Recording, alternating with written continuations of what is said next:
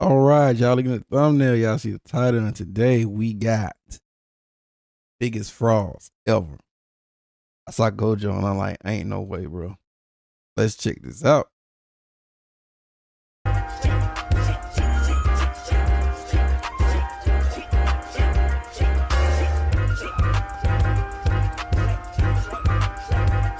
When looking at the discourse of many communities, you may often find someone calling a certain character or person a fraud. But what do people mean when they say this? Webster says a fraud is a person who is not what he or she pretends to be, or in other words, an imposter or a pretender. Now, in the right context, the word fraud is appropriate to use, but in many cases, the word is misused greatly. The word has been ran into the ground so much that it has lost a lot of its original meaning. Another example of this happening is the term crash out, where people have spammed it so much that the word is meaningless. In anime, cartoons, sports, movies, comics, etc., people are quick to call someone a fraud after losing a fight or a game when it is simply not justified. And you know, since I've been really negative in some of my recent videos, I wanted to switch it up a bit and take some time to dispel some of the fraud narratives around certain characters. So it's all positivity, man, no slander today, okay guys? The first example I want to bring up is the Let's see.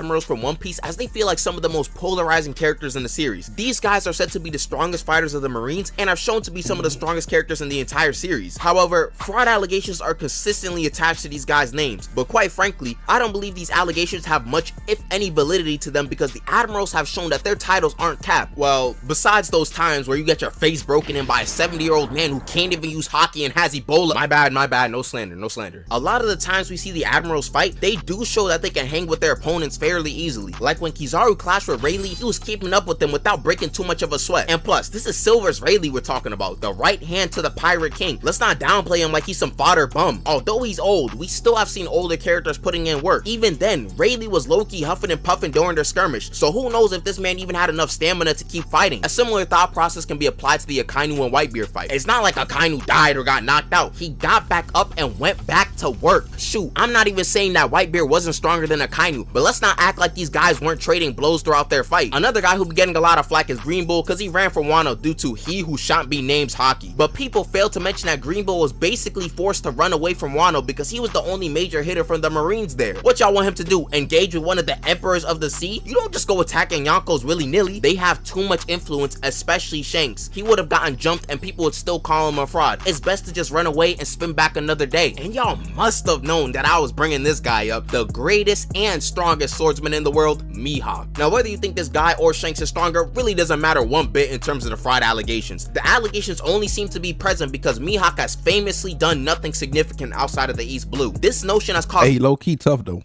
Many fans to become brain dead anytime this man pops up on screen. First off, let's get this straight. Mihawk does this pirate stuff for fun as he's already proven himself to be the strongest swordsman. So if he don't want to fight, he's not gonna fight. Oh, but Mihawk don't want to fight Emperor Cruz, so he's fraud. I don't know why, but some people are really obsessed with the top tier solo squad and Yonko crews like they are not some of the strongest forces. Someone not willing to fight against the strongest armies by themselves does not make them a fraud. They're just not crazy. You don't gotta be some smoke demon to prove that you're a strong character or that you're worthy of your title. And if I really want it to be boring, it's clear that Oda wants to hide a lot of these characters' max strength until we get to the final arc. So don't expect someone like Akainu to go all out against some randoms. And as for the painted blade, we all know that's a joke. They just haven't explained how you get a black blade and why it's so impressive. So for now, that meme will live on. I'm gonna give it a buck. I don't even want to talk about Dragon. This is what we've seen him do in the series.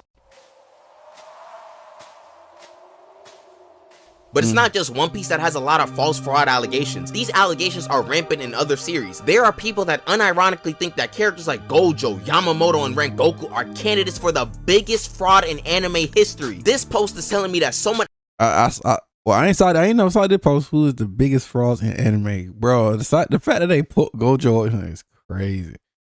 I forget old, but I forget old buddy name, but I probably get it. out there on God's green earth believes that Yamamoto is in the same class as Buggy the Clown when it comes to being fraudulent. Now, I know it's probably unfair to bring up one post and paint it as widespread opinion, but from my personal Clickbait. That's all it is. Clickbait. experience, I've seen enough people that actually think Yamamoto and Gojo are frauds for me to call it out. First off, why is Rengoku even here? What makes him a fraud? Losing to an upper moon? Akaza is given the works to basically every Hashira at this point in the story except Gyome. Anyone with upper rank 3 or higher will most likely need to get jumped. This man Rengoku didn't even have a mark. What did people expect him to do? Losing to a stronger opponent does not make you a fraud. Then the fact that people believe Yamamoto was a fraud is laughable. I alluded to talking about this in a previous video because I really wanted to talk about it. Anyways, when Yamamoto said there's no greater security than me, he wasn't necessarily joking or really lying. Besides Squad Zero, who wouldn't even interfere with anything outside of the Soul King Palace, Yamamoto was the strongest security for the Soul Society at that moment. Plus, these guys weren't doing nothing to Yamamoto. What does he need security for? And let's start setting a certain record straight. The whole point of Yamamoto being beaten by Yu-Hawk wasn't to show that he's weak or anything. It was to show that over the years he became a stubborn old man. Yamamoto was never the smartest guy in the Soul Society or ever really open to new ideas for real. Man's never even got his arm healed. So him getting duped by Yu-Hawk because of the traits he's already shown throughout the series does not make him a pretender of some sort. His strength is still there. In fact, he probably would have defeated this version of Yu-Hawk if he had his Bankai. The clone version of Yu-Hawk, aka Royd Lloyd, was said by the creator himself to have about 70 to 80% of his strength. And we know that this is probably true because he boxed up Kenpachi with just his hands. And when Yamamoto popped his Bankai versus this guy, he was showing all of his moves to try to demoralize Yu-Hawk. This fight was not like Cell versus Goku during the Cell games. It was a beatdown. Yamamoto was trying to make a statement. So if Yamamoto folded 70% of Yu-Hawk with ease, he probably could beat him with the extra 30%. If you want an analogy, if I get smoked in the 200-meter race by like 10 seconds and I say, hey, oh, wait, I ain't have my spikes on, so I was only going about 75%. What the fuck is the extra 30% gonna do? I get smoked by 5 seconds instead? And I've gone into why Gojo isn't a fraud multiple times. Gonna spoil the manga a bit, so skip here to avoid that. Let's read this panel real quick. The strongest sorcerer in history versus the strongest sorcerer of today. Both these dudes. Yeah. People. That's why I be saying I don't want to get into it, bro. I don't want to get into it, but let it go. Claim to be the strongest, so they're seeing who can really own the title. So fighting someone who is dubbed the strongest sorcerer in history for 10 plus chapters and almost winning does not make you fraudulent. People act like Gojo said he'd win and start getting his tail whipped or something when the fight looked like it could have gone either way. And almost dying because someone tried to sneak you does not make you a fraud. If you don't like Gojo, just say that and keep it pushing. Like I said previously, to be a fraud, you have to be deceiving others with an idea that portrays you as something that you are not. This definition isn't very applicable to every character under the sun. To have this definition apply to a character better, you'd have to be getting your butt whipped in a lot of fights you get into and have a name that suggests that you are invincible. So it's all positivity, man. No slander today, okay, guys? Well, so much for that. Mark is a really special case. He's not like Takamichi who gets beaten up because he's a bum of a character and a bum of a delinquent, but he gets beaten up just enough for me to be like, dang, again? The genre Invincible. But at the same time, bro, like, he taking them hits though. He taking them hits. As a series, he eating them hits though. Blood coming out and stuff, but he eating them hits. Is going for it's a more realistic superhero experience. And the next day he come back, and the next day he recover. The next day he recover, bro. A teenager, so I can't expect him to just win every fight. But the fact still remains that he's gotten beaten up by a lot of people who realistically shouldn't be beating someone up named Invincible. Were there no other names available? Was something like Ultraman taken already? Let's be real. Invincible as a superhero name is extremely misleading considering the fact that I see him with a bloody nose in half of his fights. Imagine seeing the Flash, the fastest man alive, not being able to react to normal speed punches. Oh shoot.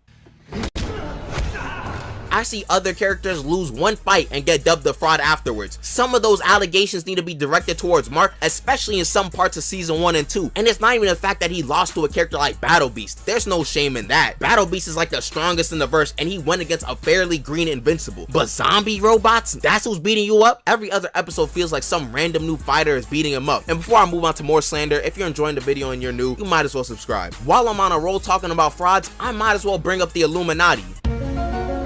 No, I'm talking about the Marvel Illuminati, more specifically the one from the MCU. This might be the most useless group of people I've ever seen in my life. They should be one of the most powerful groups in the entire universe considering you have Black Bolt and Captain Marvel on the same team. But Reed Richards, one of the smartest people in the Marvel universe, somehow gave away their biggest advantage with Black Bolt by revealing his powers. And then Black Bolt murks himself? I shouldn't even have to explain why this sequence of events is stupid. Like, this is past plot armor. This might just be bad writing. Then expecting Mr. Fantastic fantastic to be able to do something against a determined Scarlet Witch, it's just foolish. To be honest, there's no need to bring up Captain Carter, she's irrelevant. But the real nail in the coffin for this fraudulent group is Captain Marvel dying to a statue. Not some crazy Hexhorn Infinity Stone blast, a statue and some assistance from Wanda killed one of the strongest beings in the universe. I'm being dead serious right now. How much force did she put on this statue to just instantly murk Captain Marvel out of all people? These are textbook examples of frauds. These guys deceived everyone into thinking that they were actually capable and competent enough to stop the strong threats, but they couldn't even neutralize Scarlet Witch when they clearly had the advantage. Oh yeah, I forgot to mention Professor X. That's how pathetic he was in the movie. Isn't he supposed to be one of the strongest telepaths in Marvel? He just gets his neck snapped in the mindscape and just rolls over. I guess, man. I guess. There are also characters whose whole gimmick is them being a fraud. Hercule is a great case of this. He deceived people into thinking that he defeated Cell when we know dang well what happened when he tried to fight him. That's the whole joke with him. He's very weak compared to the villains of Dragon Ball, but he somehow gets the credit for winning. Fraudulent, but it is funny. And unlike some characters, Hercule's able to box up the average Joe. A character like King is just a regular dude that just skates by because of his luck. This man is an S-class hero, but bro had infinite luck, and he can one punch anybody.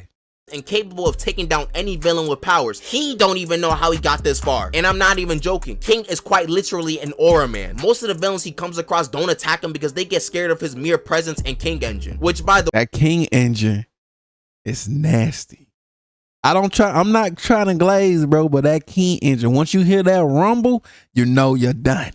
You're just automatically forfeiting. You're not winning. You're not winning.